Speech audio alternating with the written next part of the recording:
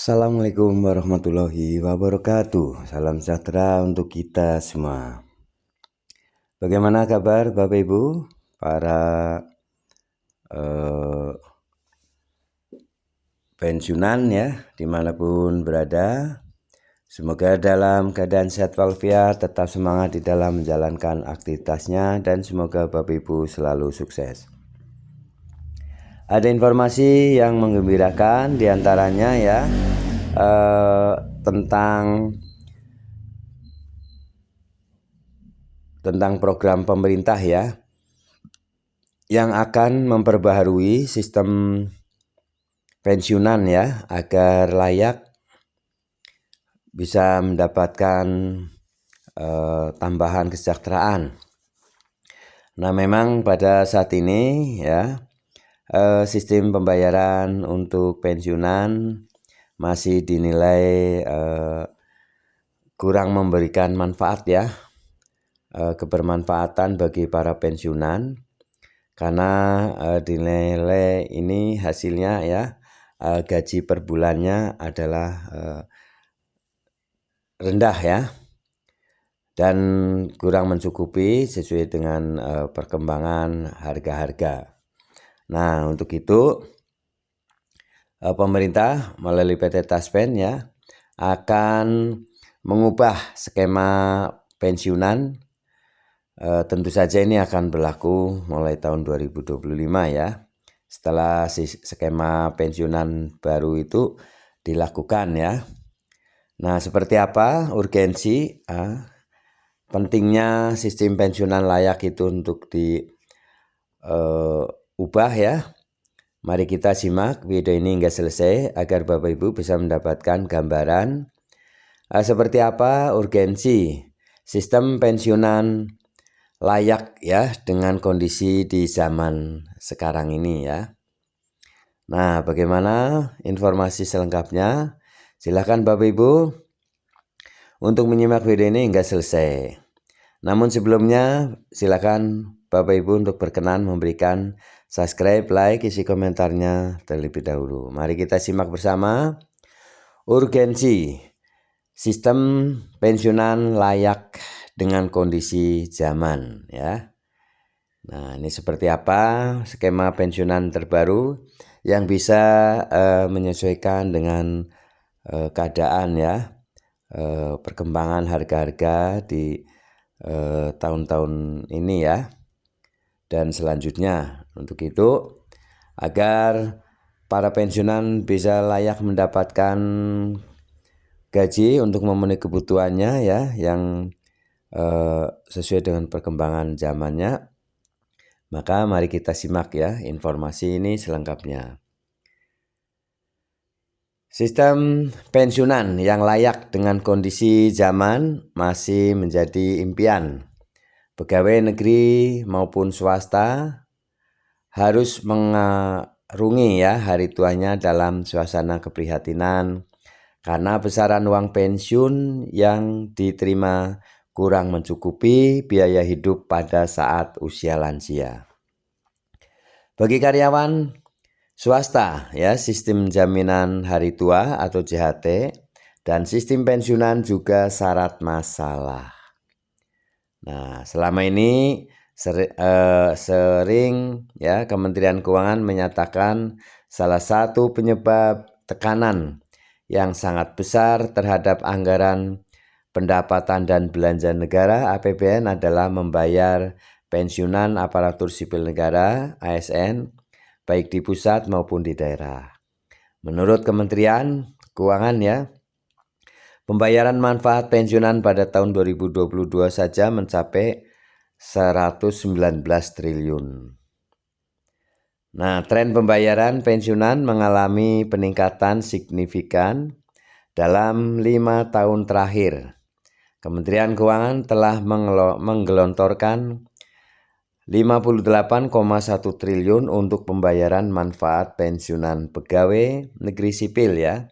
Per April 2023, penyaluran itu meningkat sekitar 5,2% dibandingkan tahun lalu, yang hanya 55,3 triliun.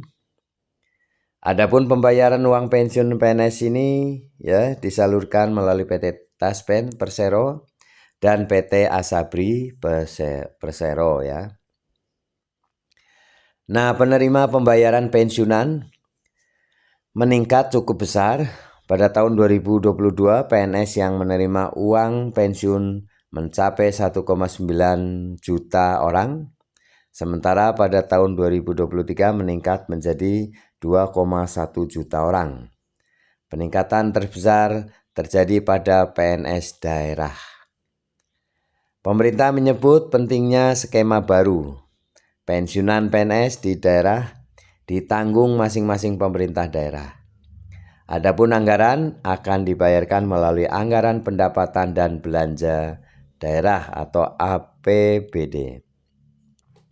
Langkah pemerintah yang akan mentransformasikan sistem, skema dan mekanisme pemberian pensiunan dan THT untuk ASN perlu bercermin dari sederet masalah sistem pensiun karyawan BUMN, di mana sebagian BUMN selama ini gagal memberikan skema pensiun yang layak untuk pegawainya. Apalagi jika adopsi itu dilakukan, maka dibutuhkan dana besar untuk memenuhi past service liabilities PSL. Sebagai catatan, masalah PSL untuk karyawan BUMN tidak pernah tuntas hingga besarnya terus membengkak hingga mencapai triliunan rupiah. Kerumitan semakin besar karena pesatnya peningkatan jumlah ASN yang disertai dengan kenaikan gaji pokok setiap tahun. Saat meninjau kembali formula sumber dana program tabungan hari tua ASN agar sesuai dengan kebutuhan hidup pada zamannya. Apakah masih relevan jumlah iuran peserta sebesar 3,25% dari penghasilan peserta setiap bulannya? Begitu pula sumber dana untuk program dana pensiun ASN yang diperoleh dari iuran peserta sebesar 4,75% dari penghasilan peserta setiap bulannya. Penghasilan yang dimaksud adalah gaji pokok ditambah tunjangan istri ditambah tunjangan anak. Di samping itu ASN juga dikenakan iuran sebesar 2% dari penghasilan peserta setiap bulan untuk membayar iuran program kesehatan. Sistem dana pensiun hingga kini membuat APBN menjadi tertekan karena dana yang ditanggung berubah-ubah tergantung pada jumlah pegawai atau ASN yang pensiun setiap bulannya. Sejak pemerintah memutuskan pembayaran pensiun kembali lagi menjadi 100%, beban APBN atau sesuai dengan sistem pay as you go murni maka seluruh beban dana pensiun ditanggung penuh oleh pemerintah. Agar tidak terlalu menekan APBN, sebaiknya pemerintah merancang sistem pendanaan pensiun dengan pola current cost financing, yaitu metode gabungan pay as you go dengan sistem funded full funded dalam rangka pemberdayaan akumulasi iuran peserta program pensiun. Untuk pekerja swasta termasuk pekerja BUMN, skema dana pensiun baik itu dana pensiun pemberi kerja DPPK maupun dana pensiun lembaga keuangan DPLK yang diberlakukan selama ini belum menguntungkan pihak pekerja. Lemahnya pengawasan, salah urus, dan maraknya modus korupsi terhadap pengelolaan dana pensiun mesti cepat dituntaskan. Sistem mapan pasti menjadi sistem iuran pasti seperti yang telah dilakukan beberapa BUMN memang lebih terlihat akuntabilitasnya. Tetapi jika beban-beban yang ada belum terselesaikan, maka akan sulit ya diterapkan sistem tersebut. Postur lembaga penyelenggara dana pensiun kini dikategorikan menjadi 3, terdiri atas lembaga dana pensiun pemberi kerja berupa program pensiun manfaat pasti (PPMP), dana pensiun pemberi kerja berupa program pensiun iuran pasti PPIP ya, dan dana pensiun lembaga keuangan. Hingga saat ini dana pensiun pemberi kerja masih lebih banyak menempatkan dananya pada instrumen investasi yang aman seperti surat berharga negara, obligasi korporasi, dan deposito. Padahal industri dana pensiun pemberi kerja sebaiknya menginvestasikan dananya pada instrumen jangka panjang yang lebih memberikan imbal hasil tinggi. Transformasi pengelolaan dana pensiun juga memungkinkan penyelenggaraan program pensiun iuran pasti dapat membayarkan sendiri manfaat pensiun secara bulanan. Dan pada saat tertentu, misalnya sampai dengan pembayaran manfaat pensiun kepada peserta selesai, selanjutnya untuk pembayaran manfaat pensiun janda duda dan anak sebaiknya diberikan secara anuitas.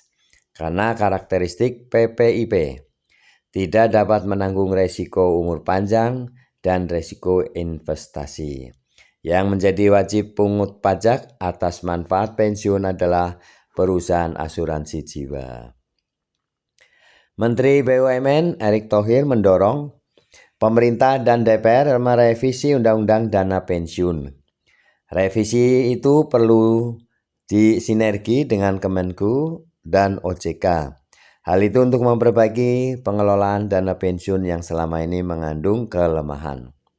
Undang-Undang Nomor 11 Tahun 92 ya, tentang dana pensiun yang selama ini diberlakukan mengandung kekurangan. Perlunya revisi terkait optimasi besaran manfaat pensiun. Mestinya faktor fleksibilitas sudah terwujud seperti besarnya faktor penghargaan dan per tahun masa kerja. Besaran manfaat pensiun, besaran iuran tidak perlu dibatasi. Pengelolaan dana pensiun selama ini menjadi krusial ya, karena sering diwarnai dengan salah urus hingga skandal keuangan. Kebijakan tentang dana pensiun bisa menyebabkan negara terjebak oleh krisis hutang, seperti yang pernah terjadi di negara Yunani, Spanyol, Italia, Portugal. Menggugat pembayaran JHT. Nah, Menteri Ketenagakerjaan ya, Ida Fauzia menaikkan peraturan ya Menteri Ketenagakerjaan tahun 2022 tentang tata cara dan persyaratan pembayaran manfaat jaminan hari tua. Organisasi pekerja langsung menggugat dan mengecam keras kebijakan Menaker tersebut. Peraturan menteri itu sangat merugikan pekerja dan bisa menyengsarakan keluarga buruh jika sewaktu-waktu mengalami pemutusan hubungan kerja PHK. Sangat tidak masuk akal, tidak mencederai rasa keadilan apabila Permenaker Nomor 2 Tahun 2022 dikaitkan dengan jaminan kehilangan pekerjaan. Nah, dengan cara ini maka akumulasi iuran JHT yang notabene adalah hasil keringat buruh bisa digunakan untuk pendanaan JKP dan juga keperluan program pemerintah lainnya. Nah itu ya. Hingga kini belum ada kepastian terkait JKP ya. Secara teoritis pada prinsipnya JKP menambah jaminan sosial yang dikelola BP Jam Sostek. Nah, BP Jam Sostek juga belum memuaskan ya pekerja dan jumlah pesertaan masih belum menggembirakan. Ironinya gaji, fasilitas dan bonus juga di direksi dan pengawas BP Jam Sostek jumlahnya sangat fantastis. Ya jadi tidak seimbang ya antara pekerja yang rendah dengan yang tingkat manajer ya. Terima kasih Bapak Ibu telah menyimak video ini hingga selesai, semoga bermanfaat. Kita berharap semuanya semoga skema ya, sistem cara pembayaran pensiunan ini bisa berubah agar Bapak Ibu bisa merasakan manfaat dari gaji pensiunan ini ya, lebih bermanfaat, lebih sejahtera karena disesuaikan dengan perkembangan harga ya, perkembangan zaman. Terima kasih Bapak Ibu telah menyimak video ini hingga selesai, semoga bermanfaat. Jangan lupa Bapak Ibu untuk memberikan subscribe, like, isi komentarnya, dan share video ini. Terima kasih. Assalamualaikum warahmatullahi wabarakatuh.